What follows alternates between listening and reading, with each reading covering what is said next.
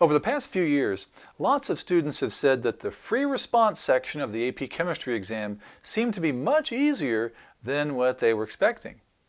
On the other hand, a lot of these same students have expressed a whole lot more concern with the multiple choice section, saying that it seemed a lot harder, even impossible.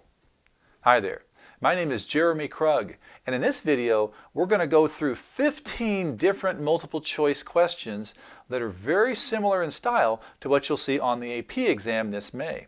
I'll read them, go over them, and explain each of them to you in detail. Hopefully, this will help you to see the thinking process that you'll need to have as you work these problems. And you're going to find that most of these questions don't ask you just to recall information. Rather, you're expected to apply your knowledge and very often to solve a problem. If you like what you see, please hit that like button. This is a small channel, and I really appreciate it when you share my videos with your classmates and colleagues. That way, YouTube will recommend my videos to even more great chemistry students like yourself. And if you'd like to have a personal copy of these questions to work through before you watch, I've put a direct link to the questions in the description down below. You can pause the video, print off the questions, or work them right on your screen, and then come back to the video to get the explanations.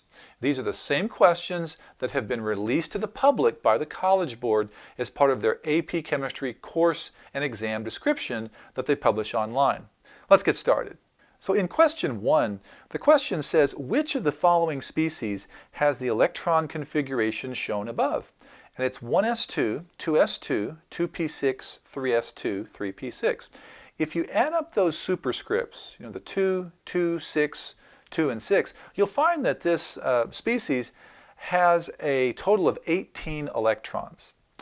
And if we start looking at the choices and look at those according to the periodic table, we can see that in choice A, oxygen is right here. It has 8 electrons. And neon in choice B has 10 electrons. Its atomic number is 10. Now K+, the potassium cation, well, potassium has 19 electrons, but since it has a +1 charge, that means it's lost 1 electron. So it's actually going to have 18 electrons. So it's going to be isoelectronic, or have the same electron configuration as argon. So that's the correct answer. It is choice C. Of course, if we go on to choice D, just to confirm that, we see that chlorine has an atomic number of 17, so it has 17 electrons, but it has a +1 charge, which means that it's lost 1 electron, and it actually has 16 electrons. So it would be isoelectronic with sulfur. So that's why the answer to number 1 is choice C. Let's go on to number 2.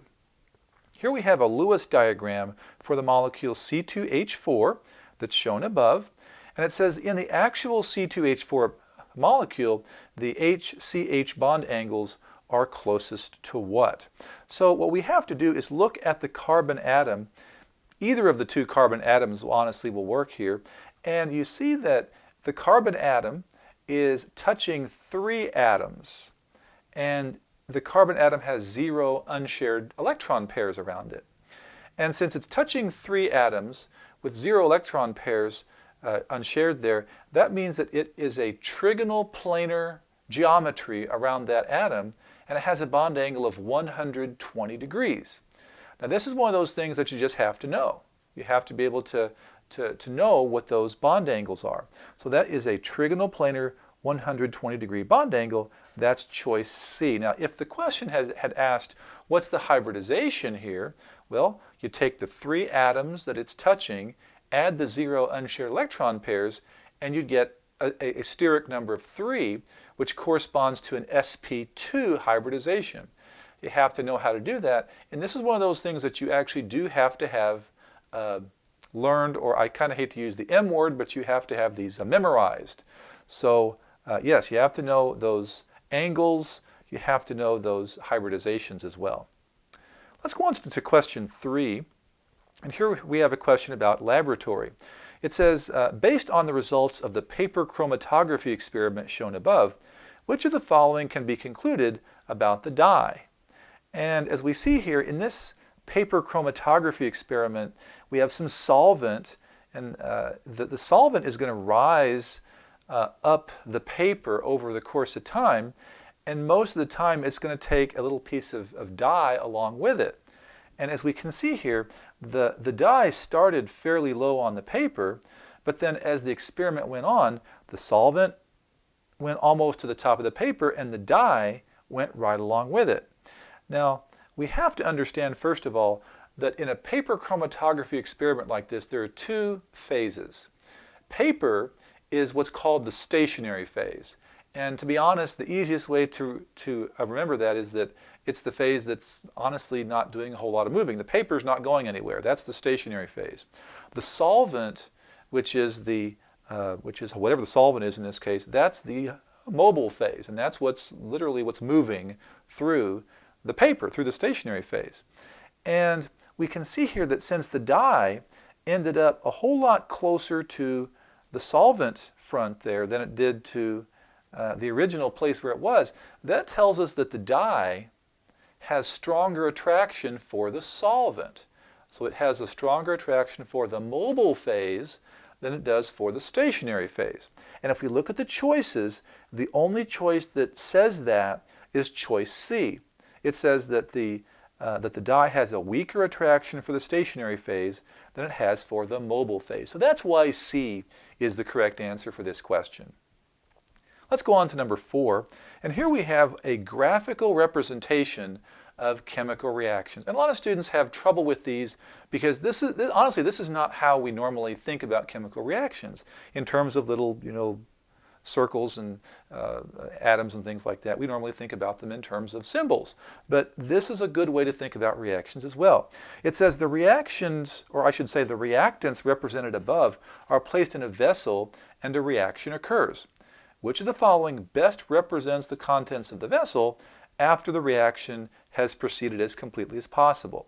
Now, the first thing that we notice up here, and we have to look at the legend in order to understand this, we have CH4 molecules, so that's a hydrocarbon, that's methane, and we also have oxygen molecules, O2, that's these little double gray circles here. So this is a combustion reaction. Anytime we have a hydrocarbon reacting with oxygen, we should expect to have carbon dioxide and water. And choice A doesn't have that. We have like C2s and O2s and H2s, and that's not really what's going to happen. So choice A is kind of automatically out.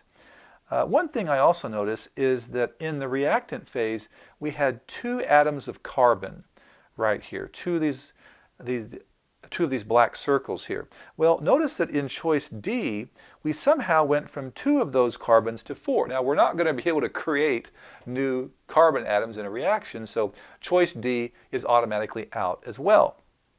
And so that one is gone. Also, I noticed that we should have 12 oxygen atoms. If I count the gray circles in the reactant box up here, 1, 2, 3, 4, 5, 6, 7, 8, 9, 10, 11, 12. I've got 12 oxygen atoms. And if I look at choice B, I don't have that.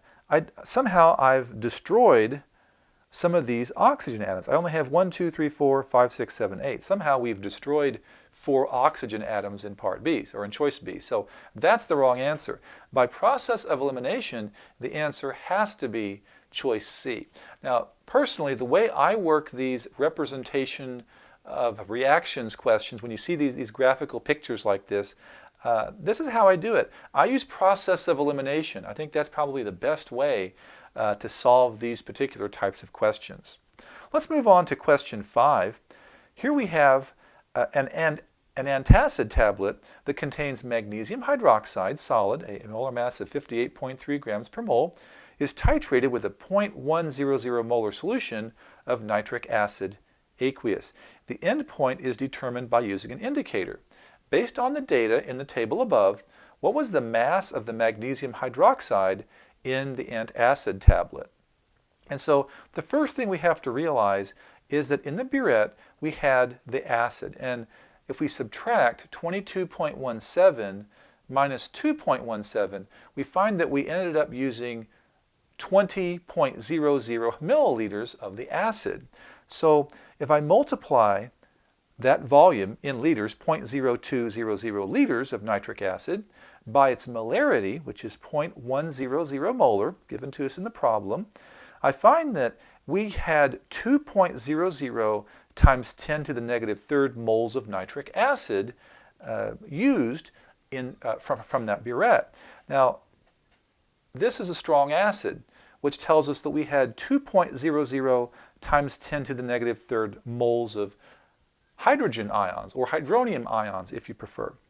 And in a strong base, strong acid reaction, we know that we're also going to use the exact same number of moles of hydroxide. So that means we also would be reacting that with 2.00 times 10 to the negative third moles of hydroxide.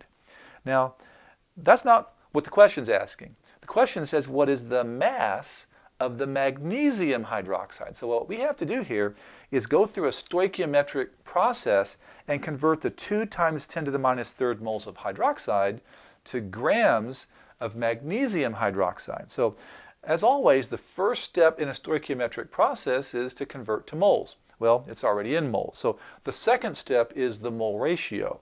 And so we're trying to convert to magnesium oxide, magnesium hydroxide. So I put hydroxide on the bottom and magnesium hydroxide on the top. This is a 1:2 ratio because notice that there are 2 hydroxides in every 1 unit of magnesium hydroxide. So that's why it's 1:2 in the mole ratio here. I can cancel hydroxide top and bottom. I'm now in moles of magnesium hydroxide.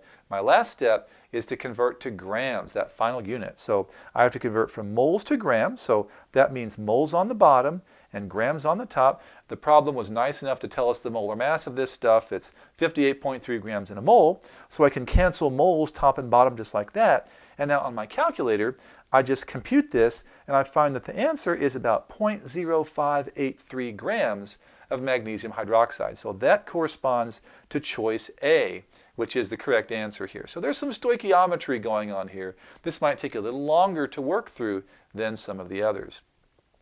Let's go on to problem 6. And here we have a reaction taking place. It says that the reaction between hydrochloric acid solution and calcium carbonate solid is represented by the equation above.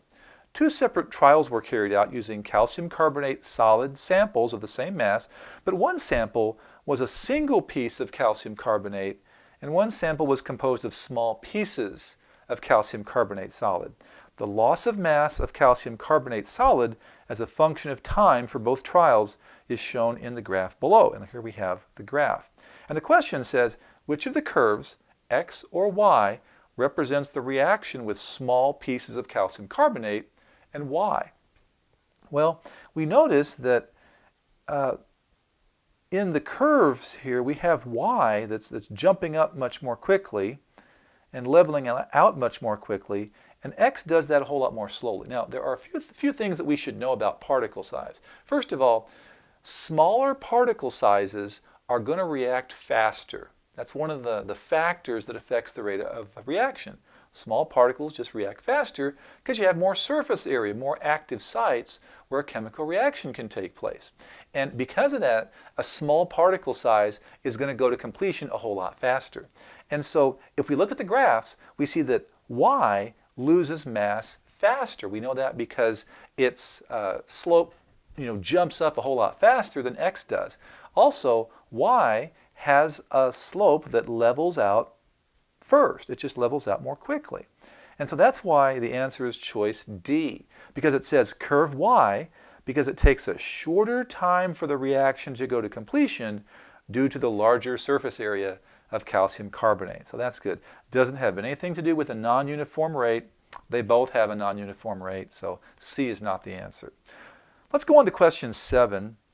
And here we have a question about 4 identical 50 milliliter cups of coffee, originally at 95 degrees Celsius, were stirred with 4 different spoons as listed in the table above. In which cup will the temperature of the coffee be highest at thermal equilibrium? And we're assuming that the heat loss to the surroundings is negligible. Now, there are a couple things that we have to think about. First of all, we have to understand what this question is asking. When it says, in which will the temperature of the coffee be highest at the thermal equilibrium, that's basically asking us which of the 4 spoons drops the temperature by the least amount. By the least amount. So we're thinking about this in terms of Q equals MC delta T. And in order for us to answer this, we have to realize that the initial temperature of the spoons are all equal. And so really we have to focus on the mass and the specific heat, the M and the C. So that would be the last two columns here in this table up here. So if we look at both spoon A and spoon C, we notice that the mass of the spoon times the specific heat capacity, the M times the C, is equal to the same amount. If you take the mass times the specific heat, you get 9 units. And so that means that A and C are going to have the same amount of change. If we focus on choice B, or I should say on spoon B or cup B there, if you take 10 times 0.8, that's 8 units. So that involves less change than you had in A and C. Well, how about choice D? Here we have the most change because 40 times 0.23 is 9.2 units. So that spoon right there, the silver, is going to represent the most change. It's going to drop the temperature by the most. And so the question is asking which of the spoon drops the temperature by the least amount, and that's why the answer is choice B. It's going to be the ceramic spoon. It's going to have the highest temperature once you get to thermal equilibrium. Kind of a tough question there, but you have to understand this in terms of Q equals MC delta T. Now let's go on to question 8. And here we have an interesting question. We have an equilibrium question. Gives us an equilibrium constant. It says equal volumes of 0.1 molar silver nitrate solution and 0.4 molar ammonia solution are mixed and allowed to reach the equilibrium represented above. Which of the following correctly lists the equilibrium concentrations of the silver ions, the ammonia solution, and the silver ammonium ion complex solution in order from least to greatest? Now, there are a couple things we have to think about. First of all, we notice that the equilibrium constant for this reaction is a very large value, 1 times 10 to the positive 7th. That's like, 10 million. So that tells us that this reaction goes almost to completion. Now, what does that mean? Well, since it goes almost to completion, the ice box that we draw for this, or that we write for this, is going to help us with the stoichiometry that's going on here. So I'm going to write a little ice box. And we have just the chemical reaction that's given to us up above. And I'm going to put in the I, which is initial, C for change, and E for equilibrium. And the silver ion will be 0.1 moles per liter. And the ammonia is 0.4 moles per liter. I have those in the initial spot. And we don't have any product, so that's going to be 0. And since this reaction goes almost to completion, then I know that this silver here is the limiting reactant for all practical purposes. It's going to be a minus 0.1 approximately. Now not exactly, but almost, because it goes almost to completion. And the ammonia is going to be twice that because it's a 1 to 2 ratio in the equation. So the ammonia is going to go down by about 0.2 moles per liter. And on the other side, that means that this product is going to go up by 0.1 because it's a 1-to-1 mole ratio between silver ions and the product. So that means that at equilibrium, we're going to have almost 0 silver. Now, I say almost because, like I said, there's an equilibrium here. This is a reversible reaction, so we're going to have a little bit of silver, but not very much. We're going to have about 0.2 moles per liter of ammonia and about 0.1 moles per liter of the product. So it says, which of these goes from least to greatest? Well, that would have to be silver, and then the product, that silver ammonia ion complex, and then the ammonia, NH3, is going to be the greatest. So the choice that gives us that order is choice D. So an interesting question here. You have to know about both equilibrium and about stoichiometry as well in order to answer this one. Let's go on to question 9. Here we have a question about equilibrium once again. We have a reaction. It says a 2-liter reaction vessel contains an equilibrium mixture of the system represented above. The partial pressures of the components of the mixture at equilibrium are listed in the table here below.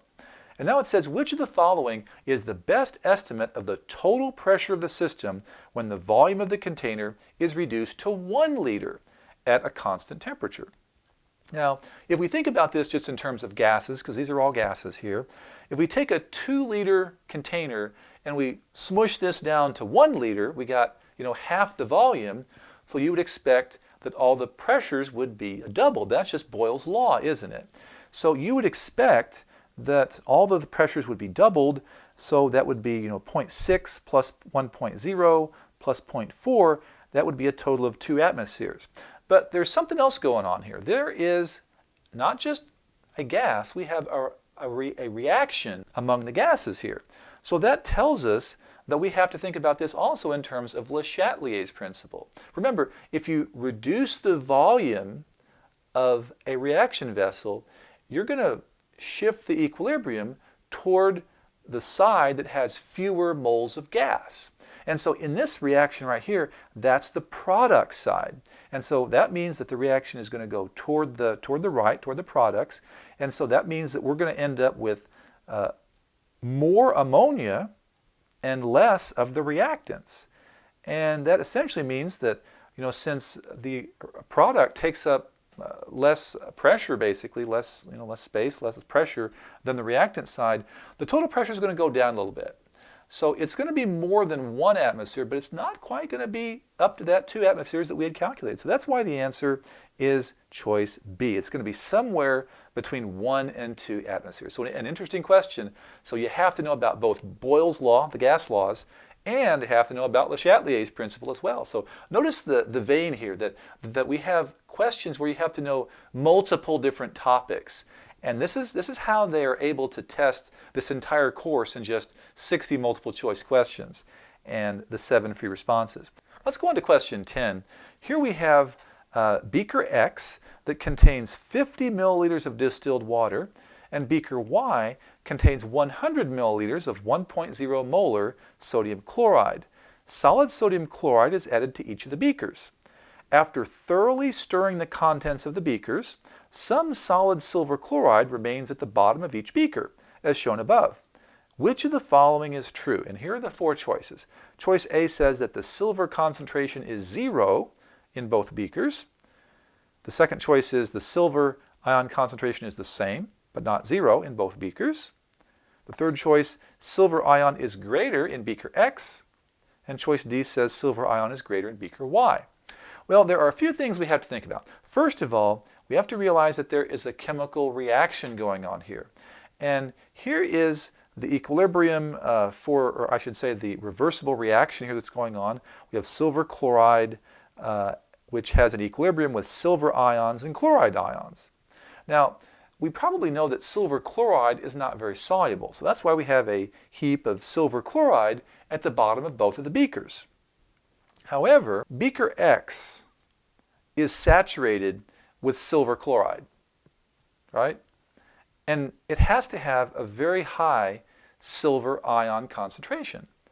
We know that because there's nothing else in that beaker for the silver ions to react with. It was just distilled water.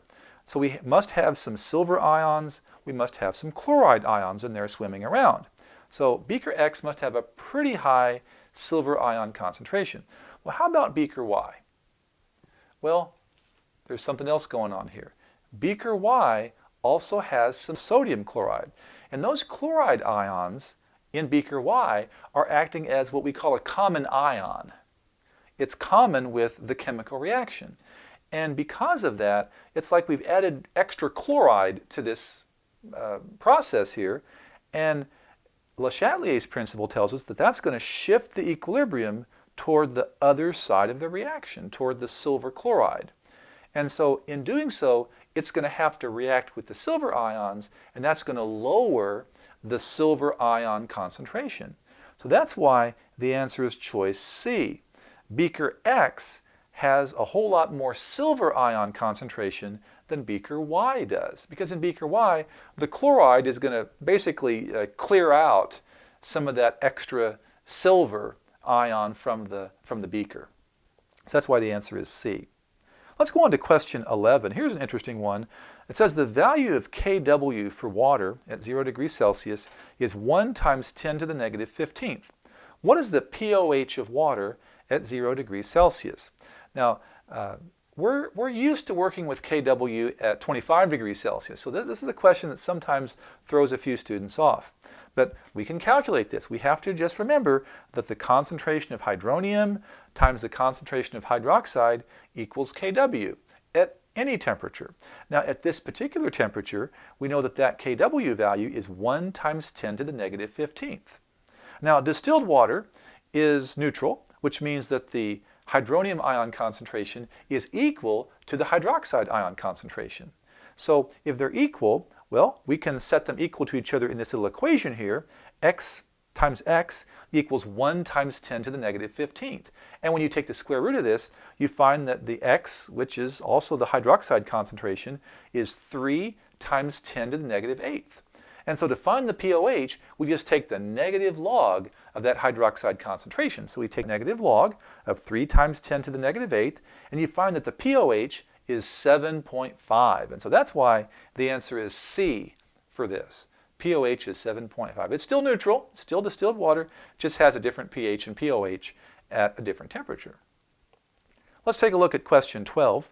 Here we have a good electrochemistry question. It says, based on the standard reduction potentials in the table above, what is the value of the E cell, or E at standard conditions, for a standard galvanic cell made with silver and silver ions and chromium 3 ion half cells? Now, we have to remember the equation for this. Now, a couple of ground rules. First of all, since this is a galvanic cell, the E cell must be positive. It tells us in the question, this is a galvanic cell. So our E cell has to be positive. So that doesn't help us much because all the 4 choices are positive, but it does help us in a way if we know the equation. E cell equals the E of the cathode minus the E of the anode. And we have to take these 2 numeric values up here and subtract them in such a way that we get a positive answer. And the only way to do that is to put silver's value in the cathode position and to put chromium's value in the anode position. And so that tells us that the E cell, when you calculate this, is 1.21 volts. And that's how you do it. Now, just so you know, they're not going to give you that equation on the equation packet. That's one of those 13 equations that you have to have learned. And so if you aren't sure what those 13 equations are that you have to learn for the AP exam, check out my video about that. And hopefully that'll help you out as you work these problems. Let's take a look at question 13 here. Here we have, and by the way, questions 13 through 15 use the same header here. It says a 0.50 gram sample of magnesium solid was placed in a solution of hydrochloric acid solution where it reacted completely. And question 13 says, which of the following equations best represents the reacting species in the reaction described above? Well, we have to think about this in terms of a net ionic equation. A lot of students forget about that. On the AP exam, you're expected to write a net ionic equation and leave out any spectator ions. So the magnesium solid, of course, is just Mg. HCl, the hydrochloric acid, is a strong acid, so it's completely ionized. It's H plus and Cl negative. Now, if you've learned about redox reactions, you know hopefully that the chloride is going to be your spectator ion and doesn't appear in the net ionic equation at all. So the products are going to be where magnesium is oxidized into magnesium ions, Mg2+, and these hydrogen ions are going to be reduced into hydrogen gas, which is H2. And so here are the products. When you balance the equation, it's going to look like this. And that seems to correspond almost exactly there with choice A. So that's the way that you solve that question. Sometimes you'll have to write a net ionic equation. Sometimes you have to recognize it in a question like this. Let's go on to number 14, which is the same reaction. But this one says, in another experiment, a small piece of magnesium solid is weighed, then placed in a flask containing excess 1 molar hydrochloric acid. The student wants to determine number of moles of gas produced. Which of the following is the best way to conduct the experiment for accurate data collection? Now, we have a few possibilities here. It talks about conducting it at different temperatures. That's not really going to help us here. We're trying to find just one amount, so doing this at different temperatures will not help us. But it does talk about different laboratory equipment in B, C, and D. Now, if we're trying to measure a gas accurately, we have to collect it in some kind of a closed container. And so let's think about the three objects that are mentioned here in choices B, C, and D. Now choice B, we have an Erlenmeyer flask. Now this is what an Erlenmeyer flask looks like. You've probably used this for titrations or something. And it's not closed. This is open. If you react a gas in here, it's just going to escape out through the opening. So B is not the answer. Now C is a eudiometer tube. And this is where you have a reaction in a closed little test tube here that has maybe a little cap or cork in there and some sort of a tube, and it's being reacted and passed through the water, and then the gas is collected right in that little section of the water. It's trapped. The gas is closed. That's how to do this. So that's why C is the correct answer. Now, let's just make sure. Choice D says use a graduated cylinder. Well, a graduated cylinder is not going to help either, because if you react it in a graduated cylinder, I mean, it's open, the gas is just going to escape, and you're not going to be able to count it or to measure it, I should say. So that's why the answer is C. This is a good question where you have to understand what the question is asking and also have some fairly good knowledge of laboratory glassware as well and the things that you use in the lab. Now let's go on to the last question, number 15. And it's the same reaction, but this time it says in a third experiment, 0.10 gram samples of magnesium solid are placed in excess hydrochloric acid of various concentrations, 0.050 molar, 0.10 molar, 0.25 molar, and 0.5 molar. The reactions are run in successive order from 0.05 molar to 0.5 molar, and the time required for each reaction to go to completion is recorded. As the concentration of hydrochloric acid increases from 0.05 molar to 0.5 molar, which of the following is the expected result?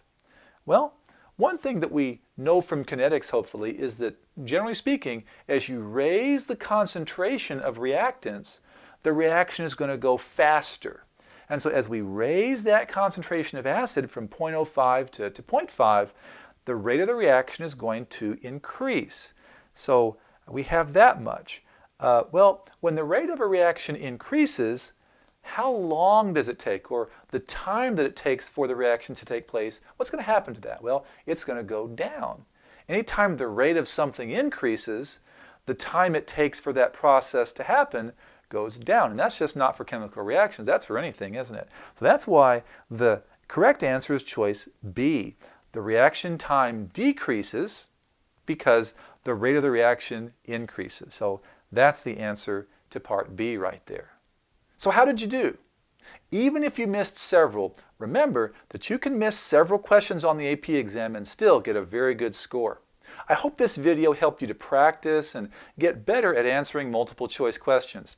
If you need more practice, check out my exclusive practice resources over at ultimatereviewpacket.com, where I've prepared detailed written study guides that help you review all 91 topics in AP Chemistry, and you'll also find full-length exams, lots of practice multiple choice questions, review videos, and more for just $24.99. So thanks for watching.